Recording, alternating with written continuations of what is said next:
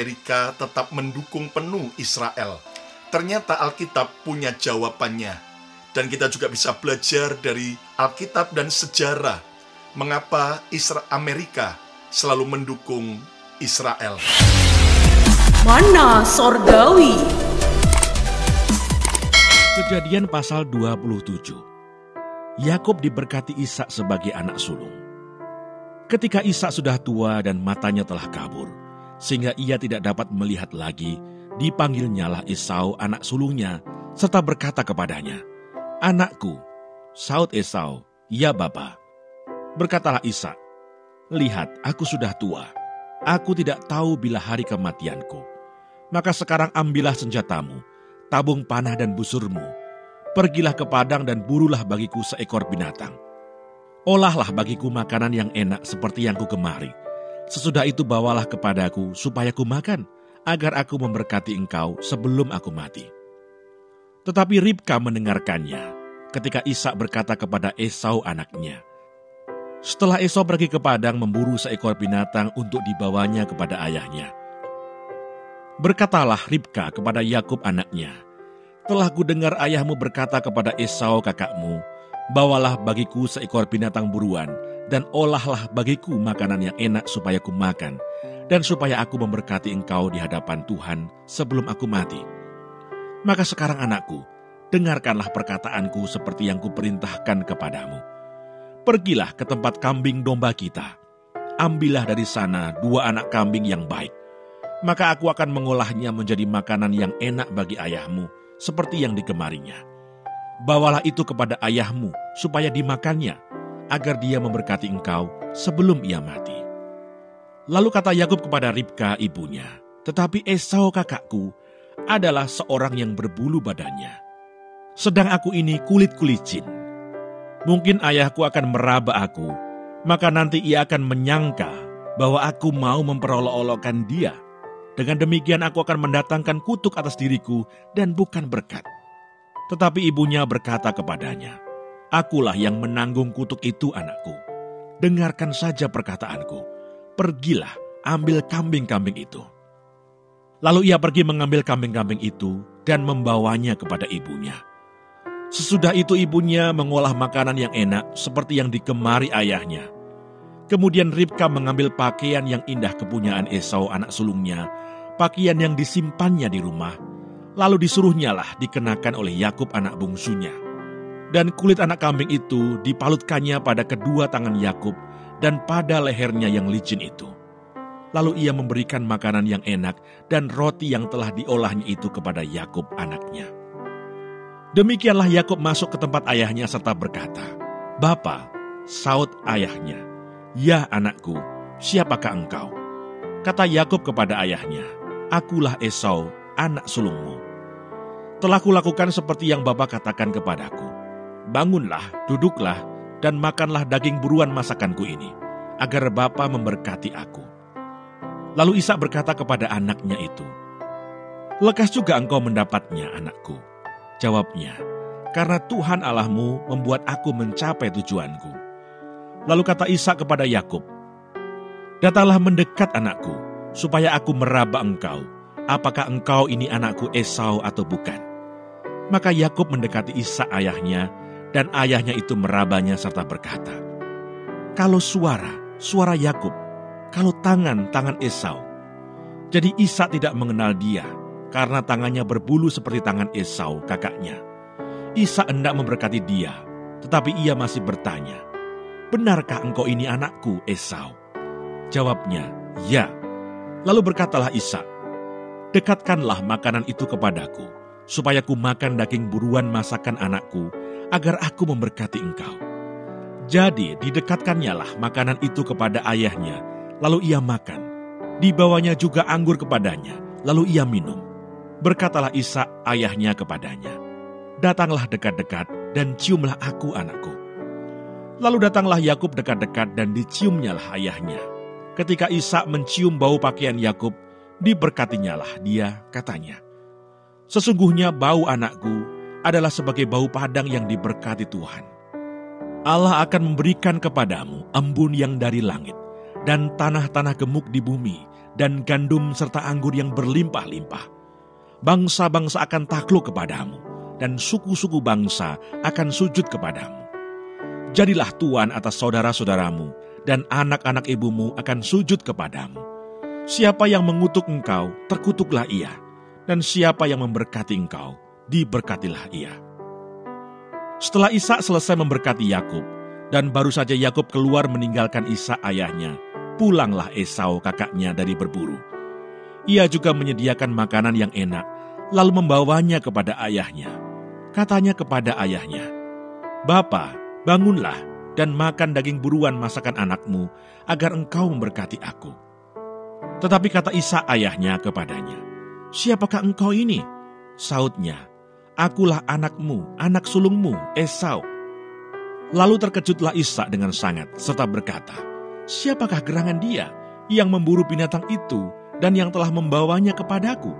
Aku telah memakan semuanya sebelum engkau datang, dan telah memberkati dia, dan dia akan tetap orang yang diberkati." Sesudah Esau mendengar perkataan ayahnya itu, meraung-raunglah ia dengan sangat keras dalam kepedihan hatinya, serta berkata kepada ayahnya, "Berkatilah aku ini juga ya Bapa." Jawab ayahnya, "Adikmu telah datang dengan tipu daya dan telah merampas berkat yang untukmu itu." Kata Esau, "Bukankah tepat namanya Yakub, karena ia telah 2 kali menipu aku? Hak kesulunganku telah dirampasnya, dan sekarang dirampasnya pula berkat yang untukku." Lalu katanya, "Apakah Bapa tidak mempunyai berkat lain bagiku?" Lalu Ishak menjawab Esau katanya, "Sesungguhnya telah kuangkat dia menjadi tuan atas engkau, dan segala saudaranya telah kuberikan kepadanya menjadi hambanya. Dan telah kubekali dia dengan gandum dan anggur. Maka kepadamu, apalagi yang dapat kuberbuat ya anakku?"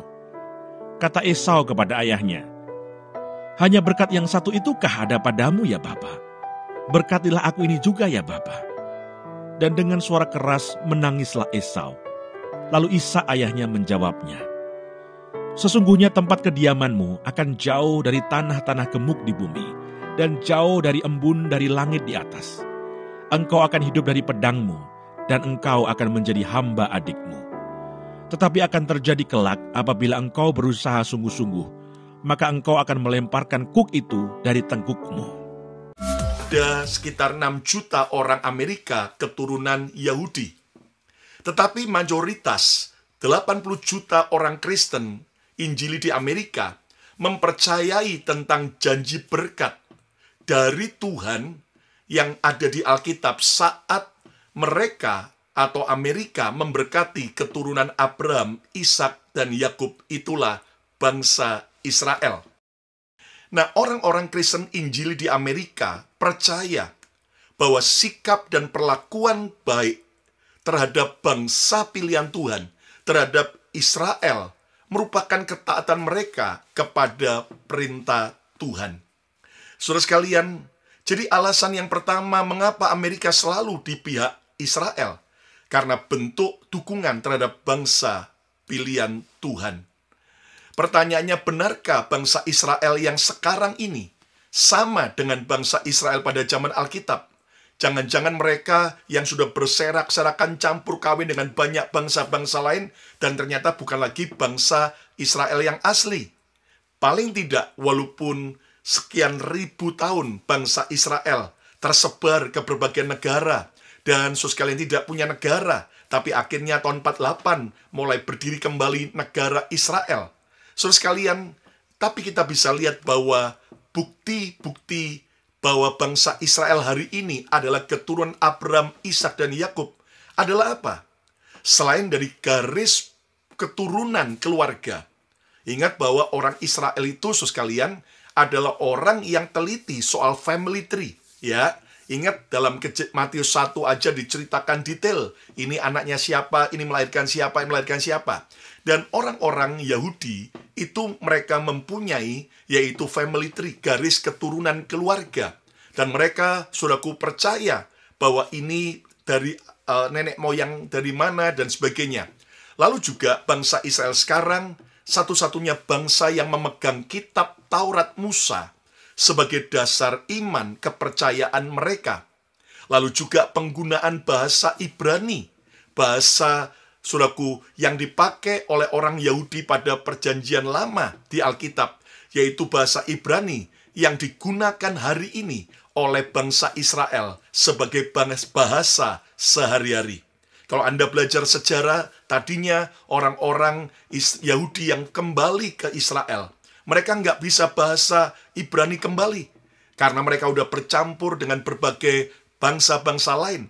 Tapi akhirnya, saudara sekalian, pemerintah Israel kembali mengajarkan, menerapkan bahasa Ibrani, dan itu berhasil. Sehingga bahasa Ibrani sesuai dengan perjanjian lama di Alkitab, itu menjadi bahasa sehari-hari mereka.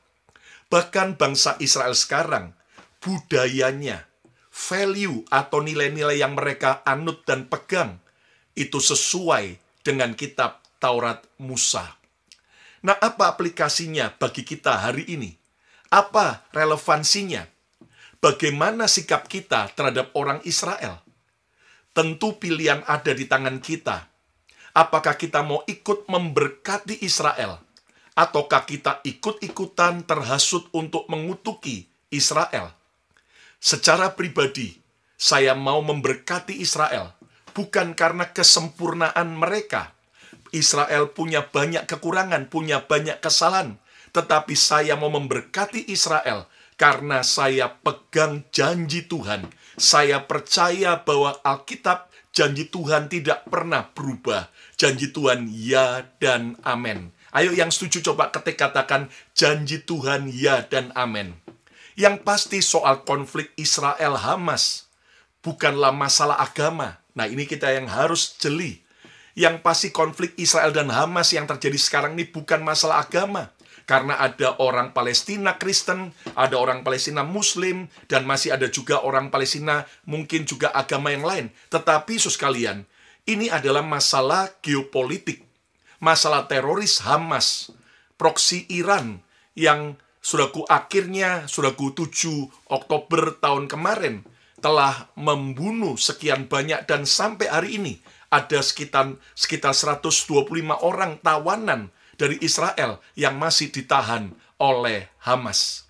Dan saudara sekalian, konflik Israel-Hamas ini adalah jelas masalah keamanan bagi Israel.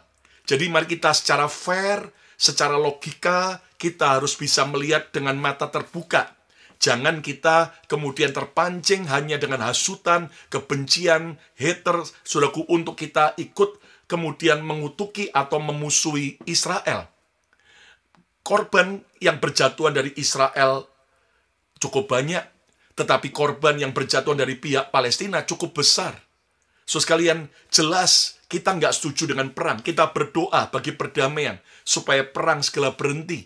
Tetapi so sekalian, ternyata kalau kita lihat, dunia internasional hanya menekan Israel atas tuduhan genosida. Tetapi mengapa dunia internasional tidak menekan Hamas, kelompok teroris itu, untuk segera membebaskan para sandera dari Israel sebanyak sisa 125 orang atau 130 yang saudaraku dilakukan sejak 7 Oktober 2023 kemarin. Nah, seandainya Hamas mau melepaskan semua tawanan itu, sandera itu, saya yakin Israel juga akan menghentikan perang. Kenapa? Karena mereka mau mengejar, saudaraku, tawanan itu. Mengapa dunia internasional hanya menyalahkan Israel dengan banyaknya korban wanita dan anak-anak? Tetapi mengapa dunia internasional tidak meminta Hamas agar tidak lagi memakai tameng manusia, tidak lagi memakai wanita dan anak-anak sebagai tameng manusia atau human shield terhadap serangan Israel? Saudaraku, ini kalau Anda lihat sudah cerita lama bahwa seringkali Hamas memakai wanita dan anak-anak sebagai tameng supaya Israel, saudaraku, tidak menggempur mereka. Tapi dari balik wanita dan anak-anak itu, Hamas mulai menyerang Israel. Dan saudara sekalian, akhirnya demi bertahan bagi warganya, bagi wilayahnya, Israel akhirnya, saudaraku, menyerang. Dan lalu begitu ada korban wanita dan anak-anak, lalu kelompok Hamas teriak-teriak tentang pelanggaran HAM dan sebagainya.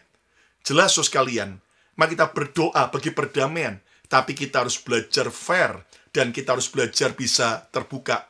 Mengapa Hamas tega mengorbankan para wanita? Mengapa Hamas tega mengorbankan anak-anak sipil dari Palestina? Jelas di sini bahwa Hamas rela mengorbankan rakyat Palestina demi kepentingan kelompok mereka, bukan kepentingan rakyat Palestina. Sudah ada banyak bukti-bukti bagaimana ternyata bantuan-bantuan, makanan dan sebagainya belum sampai ke rakyat Palestina, rakyat sipil sudah dibajak dulu oleh orang-orang Hamas. Dan Anda mengerti, ini selalu terjadi di mana-mana, yang namanya korupsi, yang namanya penyalahgunaan kekuasaan dan sebagainya. Tapi mari kita belajar untuk kita berpikir jernih, agar kita, saudara sekalian, tetap memberikan bentuk dukungan terhadap bangsa pilihan Tuhan. Sekali lagi, terserah dengan pilihan kita. Dan saudara, orang boleh bebas memilih. Tetapi sekali lagi, kita tidak setuju perang. Kita berdoa agar terjadi perdamaian. Ayo yang mau katakan Israel bangsa pilihan Tuhan. Coba katakan Israel bangsa pilihan Tuhan. Yang kedua, apa penyebab Amerika selalu di pihak Israel? Jawaban yang kedua adalah bukti kecerdasan Amerika. Menarik sekali karena Amerika sadar bahwa Israel adalah pusat orang-orang cerdas. Israel sebagai bangsa pilihan Tuhan adalah para penemu-penemu. Sehingga Amerika sadar bahwa Israel adalah pusat kekuatan teknologi.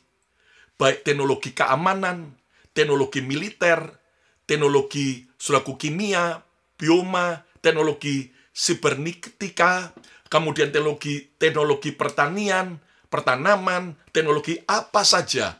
Ternyata Israel adalah pusat kekuatan teknologi.